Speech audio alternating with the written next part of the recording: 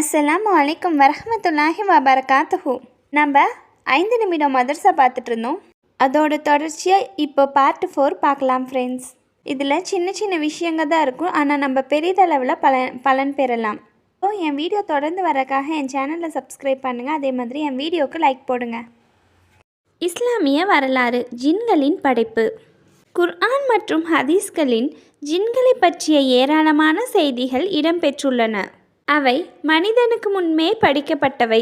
ஜின்களை அல்லாஹு தாலா நெருப்பால் படைத்தான். அவர்கள் நெடும் காலமாக இந்த பூமியில் வசித்தார்கள். பிறகு அவர்கள் குழப்பங்களை விளைவித்து கொலைபாதக செயல்களை செய்ய ஆரம்பித்த காரணத்தினால் மலக்குகள் மூலம் கடலில் உள்ள தீவுகளுக்கும் தொலை தூரத்தில் உள்ள மலைகளுக்கும் விரட்டப்பட்டார்கள். இப்லீஸ் என்பவனும் ஜின்னினத்தையே சார்ந்தவனே. ஆனால் அவன் மிக அதிகமாக வணக்கத்தின் காரணமாக வானவர்களுக்கே தலைவராக நியமிக்கப்பட்டான்.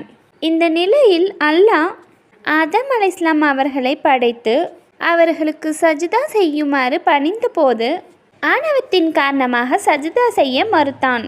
எனவே இவனுக்கு வழங்கப்பட்டிருந்த அருட்கொடைகள் அனைத்தும் பறிக்கப்பட்டு உலகிற்கு விரட்டப்பட்டான். அவனே நிரந்தர இழிவுக்கு ஆளாகிவிட்டான்.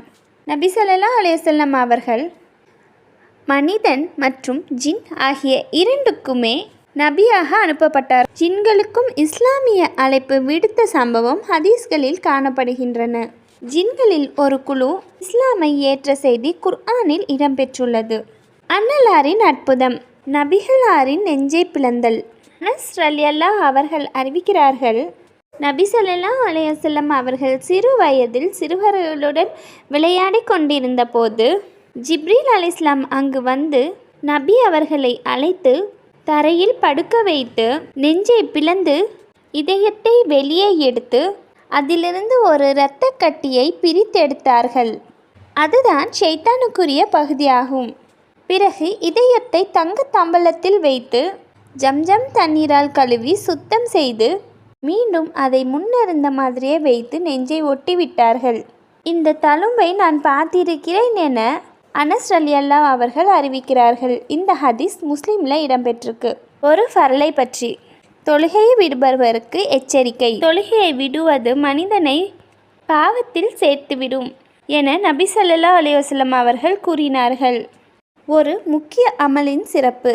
தொழுகைக்கு பின்னுள்ள தஸ்பீ. நபி ஸல்லல்லாஹு அலைஹி வஸல்லம் அவர்கள் கூறினார்கள், எவர் ஒவ்வொரு தொழுகைக்கு பின்பும் சுபஹான் அல்லாஹ் 33 தடவை, அல்ஹம்துலில்லாஹ் 33 தடவை, அல்லாஹு